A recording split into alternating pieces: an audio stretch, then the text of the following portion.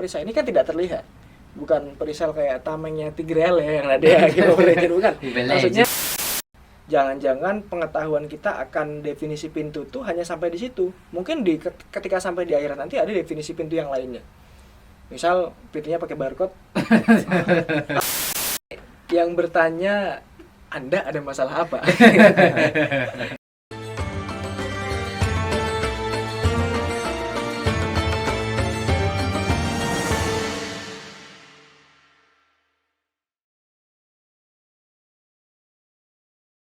Bismillahirrahmanirrahim. Assalamualaikum warahmatullahi wabarakatuh. Selamat pagi, selamat siang, dan selamat sore bagi seluruh penonton dimanapun kalian berada. Selamat datang di episode pertama Ankes 2023 atau Ramadan Podcast SAI SMA Negeri 8 Yogyakarta.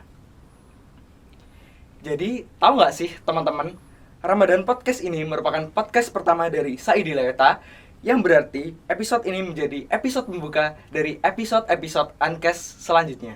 Nah, teman-teman tahu juga nggak sih kalau Ankes ini tuh merupakan program dari Divisi Media SAI di Layota yang akan selalu hadir menemani penonton sekalian setiap minggunya. Teman-teman bisa menonton video podcast ini untuk menemani teman-teman semua berbuka puasa dan juga menemani teman-teman semua dalam melaksanakan puasa Ramadan tahun ini. Bersama dengan saya Adira Onuga Pamungkas Dan saya Firman Abdurrahman sebagai host Ankes kali ini. Nah, teman-teman tahu nggak kalau hari ini kita akan ditemani dengan bintang tamu yang luar biasa, the one and only, and sungguh Masya Allah, Ustadz Wahyu Pratama. Kepada Ustadz Wahyu Pratama, kami persilahkan. Pak Wahyu sekarang sudah berada di samping kita nih, menemani teman-teman semua untuk melaksanakan podcast kali ini. Assalamualaikum Pak, bagaimana nih kabarnya hari ini? Waalaikumsalam, baik, alhamdulillah. Alhamdulillah. Wah, gimana nih Pak Wahyu bisa sampai di tempat ini dengan jatuh tadi seperti tadi Pak? Oh iya, jadi ceritanya tadi tuh habis keliling-keliling berdakwah kepada pemuda tersesat. Jadi kebetulan sampai di sini. Masya Allah. Nah, jadi bagi teman-teman yang belum tahu, Ustadz Wahyu ini merupakan guru pendidikan SMA Negeri 8 Yogyakarta, guru pendidikan agama Islam, dan sekaligus pembina SAI SMA Negeri 8 Yogyakarta.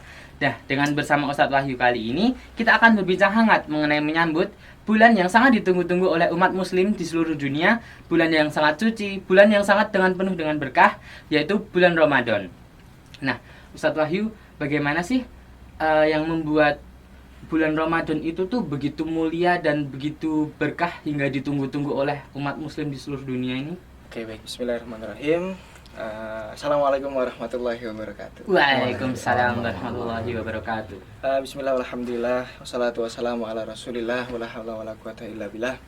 Tapi sebelum saya mulai, kayaknya tidak pantas ketika seorang Wahyu yang hanya anak muda ini dipanggil Ustadz ya. Jadi silakan dipanggil Mas atau Pak saja. Karena kita sama-sama masih menuntut ilmu agama dan ilmu agama saya itu masih sedikit segini. jadi silakan dipanggil Pak saja seperti biasanya di kelas atau di sekolah. Ayo, siapa Pak Wahyu? Oke, kita masuk ke pembahasan yang pertama. Pertanyaan yang pertama tadi, apa sih yang ngebuat bulan Ramadan ini mulia? Begitu ya? Iya, betul. Jadi setidaknya ada beberapa poin yang membedakan bulan suci Ramadan ini dengan bulan-bulan lainnya. Seperti kalau kita lihat di Quran surat Al-Baqarah ayat 185 itu yang berbunyi a'udzubillahi minasyaitonirrajim bismillahirrahmanirrahim syahrul ramadhan alladzi unzila fihil Qur'an ila akhir sampai selesai ayatnya. Jadi bulan Ramadan ini merupakan bulan di mana diturunkannya Al-Qur'an. Itu salah satu yang membuat bulan Ramadan ini menjadi mulia adalah bulan ini merupakan bulan diturunkannya Al-Qur'an. Akan tetapi ulama itu berbeda pendapat tentang penurunannya. Kan kalau kita sering melihat di beberapa daerah ada perayaan yang namanya Nuzulul Quran tuh ya. Iya, betul. Ada yang Nuzulul Qurannya di 17 Ramadan, ada yang tidak mengadakan, ada yang mengadakannya yang penting di bulan Ramadan. Jadi kalau kita melihat ayat Quran, itu idealnya kita juga melihat tafsirnya. Jadi nggak boleh cuma menukil hanya terjemahan Quran atau melihat terjemahannya kemenak doang, itu nggak boleh. Karena pada dasarnya kalau kita mau mengkaji Al-Quran, itu kita mengkaji juga ilmu-ilmu yang mengikutinya, seperti ilmu balaghah, ilmu bahasa Arab dan sebagainya gitu. Jadi bagi kita yang bahasa Arabnya aja belum lancar, maka cara paling efektif yaitu melihat tafsirnya gitu. Jadi ternyata setelah dilihat tafsirnya, yang dimaksud dengan nuzulul Quran itu adalah ketika Allah menurunkan Al-Quran secara utuh dari Lauhul Mahfuz ke Baitul Izzah atau langitnya dunia. Nah, itu diturunkan pada malam Lailatul Qadar. Nah, Quran itu turunnya pada Lailatul Qadar. Lantas kenapa kok ada sebagian orang-orang yang melaksanakan nuzulul Quran, maksudnya penurunan Qurannya itu dilaksanakan di 17 Ramadan. Padahal kita kan nggak tahu Lailatul Qadarnya kapan. Kita nggak tahu Quran itu turunnya kapan gitu. Jadi itu untuk memperingati bahwasanya ini loh Quran punya kita gitu. Quran ini diturunkan untuk kita gitu. Quran ini merupakan mukjizatnya Nabi yang diturunkan di bulan Ramadan. Meskipun ulama berbeda pendapat di mana di hari keberapa diturunkannya. Itu yang pertama. Yang kedua, kenapa sih kok bulan Ramadan ini spesial? Karena ketika seseorang memasuki bulan Ramadan, maka kita akan mendapatkan satu privilege. Karena umat kita ini termasuk umatnya Nabi Muhammad maksudnya. Umatnya Nabi Muhammad ini termasuk umat yang spesial dibanding dengan umat-umat yang lain. Jadi ada sebuah hadis isinya gini. Man shoma ramadhana imanan wa ihtisaban ghufirullahu lahu ma taqaddama min dzambi. Kurang lebih seperti itu. Nanti kalau salah mohon dikoreksi. Jadi artinya itu barang siapa yang berpuasa di bulan Ramadan dengan niat iman dan mengharapkan ganjaran atau pahala, maka Allah akan menghapuskan dosa-dosanya yang ada di masa lalu. Ini luar biasa, masya Allah ya. Iya, jadi bagi kita yang nggak menjamin bahwasanya diri kita nggak ada dosanya, jadi ada di sini yang bisa menjamin tidak ada dosa. Nggak bisa ya, Pak. Jadi semua manusia itu memang ya pasti ada dosanya ya. Maka cara terbaik untuk kembali kepada Allah, kembali untuk mengingat dosa-dosa kita, untuk kemudian memohon ampunan, yaitu di bulan Ramadan ini. Makanya orang-orang tuh banyak yang bilang bahwasanya Ramadan ini momen bagi kita untuk kembali ke asalnya, kembali ke fitrahnya, yaitu bertaubat pada Allah Subhanahu wa taala untuk memohonkan dosa-dosa kita untuk mendapatkan ampunan dari Allah Subhanahu wa taala. Jadi pada dasarnya itu. Adapun yang lain yaitu bulan Ramadan ini merupakan bulan yang mulia karena di bulan Ramadan ini amal ibadah kita itu dilipat gandakan luar biasa. Jadi kalau yoga sama Mas Firman di hari-hari biasanya baca Quran itu satu huruf tuh ganjarannya 1, maka kalau di bulan Ramadan itu jadi 70. Masya Allah. Dan nggak mungkin kan kalau orang mau baca Quran cuma alif. Pun ketika baca alif lam mim pun alif lam mim itu ada 3 huruf. Apalagi kalau kita membaca bismillah. Bismillah itu ada ba, sin, mim dan sebagainya sampai akhir banyak. Itu dikali 70. Ada ulama yang bilang berpuluh-puluh lainnya, tapi rata-rata memang 70 dan sebagainya. Pada intinya konsepnya ganjarannya dikali lipatkan. Nah, ada beberapa amalan ibadah yang memang hanya ada di bulan Ramadan. Apa kira-kira? Yang pertama yaitu puasa di bulan Ramadan. Puasa itu kan puasa yang wajib maksudnya. Kalau di hari-hari biasa itu kita taunya puasa sunnah, puasa Senin Kamis. Kalau di bulan Ramadan itu namanya puasa Ramadan yang memang hanya ada di bulan Ramadan. Satu itu. Yang kewajiban puasanya ini ada di Quran surat Al-Baqarah ayat 183. Yang sering sekali kita dengar dan rata-rata semuanya sudah hafal ya. Insyaallah ya. Insyaallah. Ya ayyuhalladzina amanu kutiba alaikumusiyam kama kutiba alal ladzina min qablikum la'allakum tattaqun. Di diksi akhirnya itu ada la'allakum tattaqun. Ada kata la'alla di situ. La'alla itu artinya semoga. Jadi harap-harap bahwasanya engkau setelah berpuasa ini menjadi orang yang bertakwa. Nah, pun juga ada ibadah lainnya seperti kayak sholat tarawih. Sholat tarawih itu memang hanya ada di bulan Ramadan ya. Beda sama sholat witir. Kalau sholat witir itu kan sholat malam, sholat penutupnya sholat malam, maaf. Jadi sholat witir itu minimal 1 rakaat. Tapi umumnya memang 3 rakaat, 5 dan sebagainya. Hitungannya pokoknya ganjil. Itu biasa dilakukan di setiap hari pun nggak apa-apa. Tapi kalau sholat tarawih itu memang hanya di bulan Ramadan. Hanya di bulan Ramadan. Dan banyak sekali fadilah atau keutamaan yang memang ada ketika kita melaksanakan sholat tarawih ini. Sebenarnya ada lagi di riwayat lain menyebutkan bahwasanya Nabi itu pernah bersabda begini. As-siyamu junnatun. Jadi ada yang perlu kita perhatikan dari diksi puasa. Diksi puasa itu saum atau siam sih sebenarnya. Coba, Yoga sama Firman udah pernah tahu belum? Saum. Saum. Ternyata diksi puasa itu siam. Seperti yang Siam. tertulis di Quran surat Al-Baqarah ayat 183. Ya ayyuhalladzina amanu kutiba alaikumus Ya. syiyam. Oh, iya. Maka apa perbedaannya Pak Ki? Perbedaannya begini. Kalau siam itu dia memang definisinya puasa. Kalau saum itu definisinya asal katanya dari imsak, itu menahan secara umum. Makanya di hadis riwayat gini, pernah nggak kalau orang dia sudah memiliki keinginan untuk menikah tapi dia belum siap, maka dia disunahkan untuk berpuasa. Diksinya apa? Siam atau saum? Saum. Wa man lam yastati fa alaihi bis saum. Barang siapa orang yang belum itu maksudnya belum puasa atau belum sanggup untuk melaksanakan pernikahan itu, tapi hasratnya sudah ada, maka dia disarankan untuk saum, menahan. Nah, siyam ini merupakan bagian dari saum, bagian dari menahan. Jadi yang harus kita pahami itu dulu. Kalau kata siyam ini dia disebutkan 9 kali dalam Al-Qur'an. Tapi saya nggak begitu paham maksudnya di ayat-ayat mana saja gitu. Yang jelas dia disebutkan 9 kali dalam Al-Qur'an, dan memang kalau memang kita mau membahas puasa ya pakainya yang siyam. Makanya Nabi pun di hadis di riwayat itu bilangnya as-siyamu junnatun. Ada 3. Ada junnatun, ada jannatun, ada jinnatun, ada jinnatun. Kalau jannah apa artinya? Surga, betul. Kalau jinnah artinya?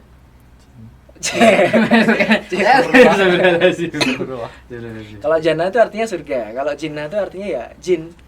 Junnah itu artinya perisai. Artinya perisai. Kalau di bahasa Arab, kata atau kalimat atau diksi yang diawali huruf jim dan nun itu pasti sesuatunya tidak terlihat. Jannah, surga. Surga itu gak terlihat. Kita besok melihatnya ketika kita memang sudah menemuinya. Jinnah apalagi. Jin itu hakikatnya gak terlihat. Maka kalau ada jin yang menampakkan dirinya, itu jin yang lagi apes. Jin yang kurang kerjaan. Ada lagi yang kurang kerjaan, orang-orang manusia yang mencari eksistensi jin, nyari-nyari misal di dalam rumah yang horor dan sebagainya. Itu lebih parah lagi. Padahal memang pada hakikatnya jin itu memang nggak terlihat. Dan yang terakhir itu junnah. Junnah itu perisai. As-siyamu junnah. Jadi puasa itu adalah perisai. Maksudnya, barang siapa orang yang berhasil melakukan ibadah puasa dengan iman dan ihtisaban tadi dengan benar-benar sebaiknya benar, ketika selesai melaksanakan bulan Ramadan, dia akan dapat satu perisai yang dimana perisai ini kan tidak terlihat. Bukan perisai kayak tamengnya Tigreal ya yang ada ya gitu, bukan. Maksudnya perisai yang memang bisa membentengi dirinya dari hal-hal yang sifatnya tidak baik, tidak negatif. Mungkin selamanya juga pernah dengar kalau bulan Ramadan itu pintu-pintu surga dibuka, pintu-pintu neraka itu ditutup, terus setan-setan pada dibelenggu. Gitu kan pernah dengar ya? Nah, itu bagi orang yang benar melaksanakannya gitu. Jadi orang yang berhasil mengambil momen dari Ramadan itu. Satu kesalahan besar manusia adalah mereka merasa punya waktu. Jadi ada yang hari ini belum sholat, tiba-tiba besok udah disolatkan. Ada yang hari ini belum ke masjid, besok udah masjid tapi diantar pakai keranda. Jadi kesalahan terbesar manusia adalah mereka merasa mereka punya waktu. Padahal setiap waktu yang terjadi saat ini kita nggak bisa menjamin besok masih ada atau enggak gitu. Jadi selama bulan Ramadan ini harapannya kita bisa mengambil momen untuk kemudian melaksanakan hal-hal yang sekiranya baik, beribadah, memperbanyak beribadah, memperbanyak berzikir, yang nanti akan kita bahas juga mencari malam Lailatul Qadar dan sebagainya. Saya rasa itu sih kenapa bulan Ramadan disebut sebagai bulan yang sangat mulia. Jadi memang benar-benar bulan Ramadan itu sangat dimuliakan sekali ya Pak dari sudut pandang Islam tanpa sendiri. Dimuliakan pun memang sudah mulia. Allah memberikan mulia. Jadi gini, bulan Ramadan ini merupakan bulan yang tanpa dimuliakan pun dia sudah mulia. Jadi tergantung kitanya mau mengambil kemuliaannya atau tidak gitu. Gitu. Makanya di Quran surat yang Al-Baqarah 183 tadi di akhirnya adalah alakum tatakun, supaya engkau jadi orang yang bertakwa. Seperti itu Mas Yoga. Masya Allah sekali ya teman-teman bisa mendapatkan informasi yang lebih dalam tentang bulan Ramadan ini. Masya Allah. Oke, untuk selanjutnya, kalau dari perspektif saya sendiri, itu sebenarnya puasa ini berbahaya nggak sih Pak? Waduh, berbahaya atau enggak nih? Karena saya bukan dari orang kesehatan, saya juga bukan jurusan kuliahnya juga bukan dari farmasi atau apapun, bukan dokter juga. Saya tuh kuliahnya jurusan sarjana pendidikan agama Islam, makanya jadi guru kalian di sini, guru pendidikan agama ya. Tapi nggak apa-apa, saya bakal mencoba menjawab dari apa yang saya ketahui selama ini. Jadi, apakah puasa itu berbahaya? Tergantung berapa lama puasanya. Jadi pada dasarnya, kalau pada dasarnya puasa itu justru menyehatkan. Kenapa? Karena dengan memasuki bulan Ramadan ini, khususnya bagi orang-orang yang beragama Islam maksudnya, kita bukan dituntut, tapi kita mengistirahatkan organ pencernaan kita. Banyak organ yang kita istirahatkan selama bulan Ramadan ini. Misal, ya yang paling penting itu lambung ya, mengistirahatkan atau mengontrol ini kan anak-anak IPA semua ya. Jadi lambung itu apa sih fungsinya? Mengeluarkan apa? Mengeluarkan Saya tak bilangin Pak. Nanti, Pak. Jadi mengistirahatkan organ-organ pencernaan yang selama ini bekerja dan terporsir luar biasanya gitu. Lambung, ginjal dan sebagainya. Tapi para dokter bersepakat menurut jurnal-jurnal yang saya baca, puasa yang ideal itu memang 12 sampai 18 jam. Jadi kalau di atas 18 jam itu diksinya tidak disarankan, bahkan cenderung berbahaya. Cenderung berbahaya. Makanya begini, kalau kita sahur itu jam berapa biasanya, Mas? Jam 4 sampai jam 5. Nah, jam 4. Jam 4 kan makan tuh sahur ya. Terus buka lagi jam 6 misal. Itu berapa jam puasanya coba? Yang hitung ya. Ayo. Itu 2. 8, 9, 10, 11, 12, 1, 2, 3, 4, 5, 6. Hanya 14 jam. Ya, 13 sampai 14 jam. 13 sampai 14 jam. Ideal memang 12 sampai 18. Tapi kalau kita nggak sahur coba. Terakhir makan jam 8 malam misal. Coba dihitung berapa tuh? Lebih dari 18 jam nggak kira-kira? Lebih. Nah, maka kenapa sahur itu disunnahkan ya karena itu sebenarnya. Jadi Islam menjawab menjawab pertanyaan-pertanyaan orang yang ada pada zaman ini. Padahal bukan dari zaman dulu. Kenapa sahur itu disunahkan? Akan tetapi, meskipun bulan Ramadan, maksudnya puasa ini menyehatkan kita, itu kembali lagi tergantung kepada kitanya. Misalkan, kalau Ramadan itu kan kita sudah tadi diistirahatkan organ-organ pencernaannya. Tapi kalau sudah diistirahatkan, tapi kita kok mengkonsumsi makanan yang secara berlebihan, itu justru akan menjadi penyakit. Kalau yang puasa udah nahan lapar-lapar, nanti pas buka puasanya balas dendam. Ayam 1 potong, rendang 1 potong, es degan, es teler, habis makan teler beneran. Habis makan teler beneran nanti. Akhirnya enggak sholat maghrib, enggak sholat isya, enggak tarawih. Padahal tadi keutamaan Ramadan kan adalah ketika ada sholat tarawihnya dan sebagainya. Jadi idealnya memang sesuatu yang berlebihan itu enggak baik. Apalagi yang kurang. Yang bagus itu seperti apa? Yang bagus itu ya yang pas pada porsinya, yang sesuai pada porsinya. Jadi memang kalau di agama Islam itu kita dituntut untuk makan sebelum lapar, berhenti sebelum kenyang. Maka kenapa kok Nabi itu ya di dalam riwayat ada isyarat untuk makan 3 jari gitu. Bagi orang yang mengartikan secara tekstual ya makan 3 jari gitu. Kalau orang yang mengartikan secara kontekstual, makan 3 jari itu maksudnya pada waktu itu Nabi lagi makan kurma. Jadi makan tuh sesuai dengan apa yang diambil. Kalau yang diambil kacang ya mungkin bisa dengan 2 jari. Kalau yang diambil cukup dengan 3 jari maka dengan 3 jari. Kalau makan mie gimana Pak? Bisa 3 jari? Nggak bisa. pakai sendok. Maksudnya sesuai itu mengajarkan kepada kita arti dari kesederhanaan dan kecukupan dari apa yang harusnya kita ambil gitu. Jadi tidak ada kata serakah dalam hadis tersebut. Jadi kalau berbuka kan sunahnya dengan yang manis-manis, dengan kurma. Kalau nggak ada kurma ya minum dengan es teh atau teh hangat. Kalau nggak ada keduanya ya cukup berbuka dengan melihat saya. Jadi intinya berbuka dengan sekedarnya, makan secukupnya. Sahur pun nggak usah yang wah saya mau sahur mau puasa 12 jam maka makannya harus luar biasa. Kalau yoga mungkin punya pondok nggak kira-kira? Ada cadangan lemak. Oke, jadi itu deh. Jadi tetap akan menyehatkan ketika kita memang memperlakukan puasa ini dengan ideal gitu. Dengan cara berbukanya yang baik, sahurnya juga yang baik, juga melaksanakan puasanya itu bukan berarti begini. Orang banyak yang salah tangkap ketika wah puasa nih tidur aja gitu. Bahkan pernah dengar hadis riwayat tidurnya orang puasa pun ibadah gitu. Ya, jadi bukan berarti ketika kita puasa produktivitas kita terganggu. Jadi tetap bisa menjalani kegiatan-kegiatan seperti biasanya. Akan tetapi ya dalam kondisi lapar begitu aja. Sebenarnya banyak sekali loh hikmah puasa ini. Kalau dari kesehatan ya itu jawabannya tadi. Meskipun saya tidak bisa menjawab secara spesifik kalau puasa itu bisa membuat kita menyembuhkan penyakit ini dan sebagainya. Tapi kalau secara jurnal yang saya baca tuh ya itu tadi mengistirahatkan organ-organ pencernaan. Bagi orang-orang yang kita berdua kan termasuk orang yang berat badannya lumayan ya. Sebenarnya nggak perlu diet. Orang tuh diet paling ideal emang puasa. Senin Kamis lancar itu kalau dia nggak dapat badan ideal yang pengen dia badan kurus yang dia inginkan, seenggaknya dia dapat posisi postur tubuh yang ideal dan kesehatan yang dia dapatkan dari puasa itu, apalagi di bulan Ramadan.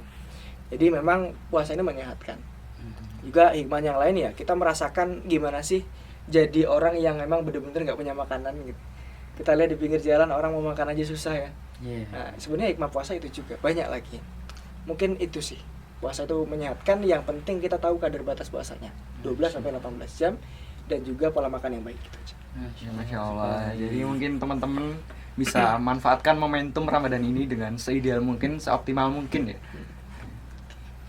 Jadi untuk selanjutnya kita akan masuki Q&A corner. Oh, ada Q&A-nya ya? Iya, ada Q&A-nya, Pak. Jadi Q&A ini kita ambil dari question box yang kemarin kami kirimkan melalui Instagram Saidil Layota. Oh, Nah, iya, Saidil Layota. untuk Q&A sendiri akan kami bacakan 4 pertanyaan, Pak. Oh, kok saya agak was-was ya, pertanyaannya agak aneh-aneh nih.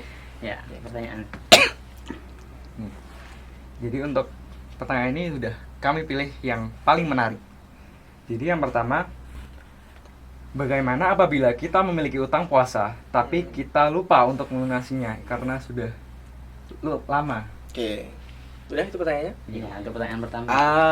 Bagus pertanyaannya. Jadi hal ini memang yang lumrah terjadi ya di kalangan kita semua, orang-orang yang merasa sibuk. Orang-orang yang merasa sibuk dengan hari-harinya dipenuhi dengan kegiatan sampai lupa mengganti puasanya. Atau bahkan sampai lupa dengan bilangan berapa puasa yang ditinggalkan. Yang paling parah dari diri kita bukan hanya tentang puasa. Orang tuh paling parah kalau sholat itu sampai lupa bilangan rakaatnya. Sebenarnya yang dipikirin tuh apa?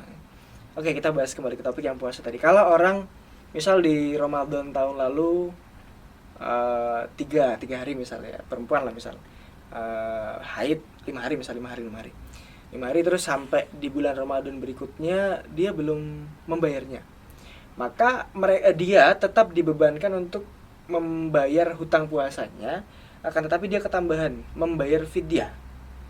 Fidyah itu berbeda pendapat antar ulama. Jadi ada yang bilang berapa, 500 gram, ada yang bilang 800 gram.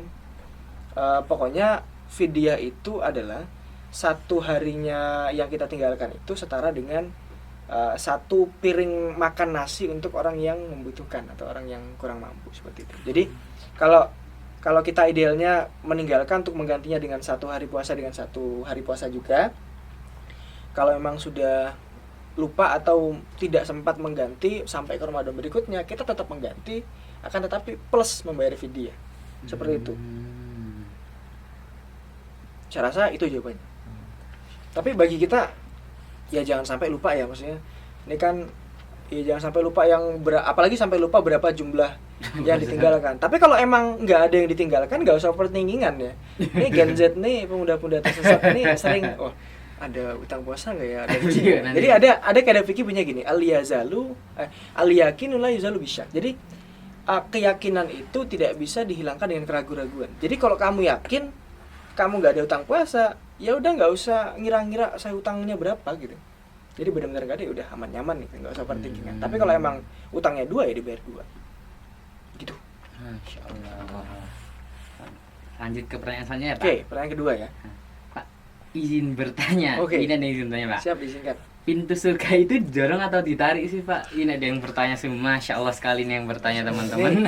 Ini yang bertanya, Anda ada masalah apa? Ini kayaknya yang bertanya anak kelas 11 ini. Iya. Ada nama Instagramnya. Oh, nggak boleh dibacain ya? Oke, boleh dibacain. Bertanya sih ya, Pak. Oke, pintu surga ditarik atau Didorong. Nggak tahu, saya bukan panitia akhirat. Jadi yang jelas begini, nggak penting juga bagi kita tahu pintu surga itu ditarik atau didorong. Jangan-jangan pengetahuan kita akan definisi pintu tuh hanya sampai di situ. Mungkin ketika sampai di akhirat nanti ada definisi pintu yang lainnya. Misal pintunya pakai barcode, atau bahkan nggak ada pintunya kayak game. Sponsor. Jadi nggak tahu ya Mas ya, nggak tahu maksudnya pintunya ditarik atau didorong. Yang jelas kalau dalam pengetahuan Quran atau hadis, Bismillah nggak, Insya Allah ya nggak ada disebutkan pintunya ditarik atau didorong. Cuma disebutkan berapa jumlah pintunya. Jadi kalau surga tuh 8 kalau nggak salah. Ada pintu sholat, pintu sedekah. Salah satunya yang berhubungan dengan puasa ini namanya pintu Ar-Royan. Pintu Ar-Royan tidak akan dibuka kecuali untuk orang-orang yang berpuasa. Itu namanya pintu Ar-Royan. Dan masih banyak pintu-pintu lainnya.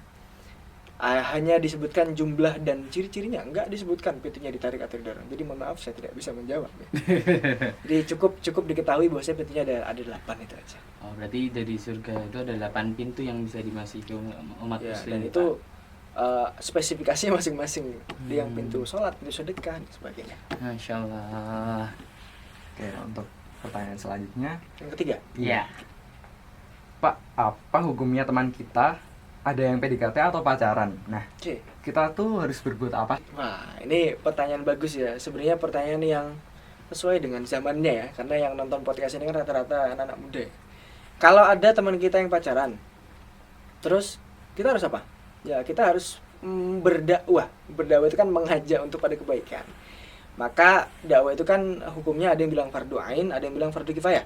Fardu ain itu berarti setiap yang melihat kemungkaran, maka setiap insan itu wajib untuk menegur dengan caranya. Ada yang bilang fardu kifayah itu kalau udah ada yang menegur, maka yang lain udah gugur kewajibannya. Maka sebagai teman yang baik, kalau kamu sayang sama temanmu, maka diingatkan, tapi diingatkannya dengan baik ya.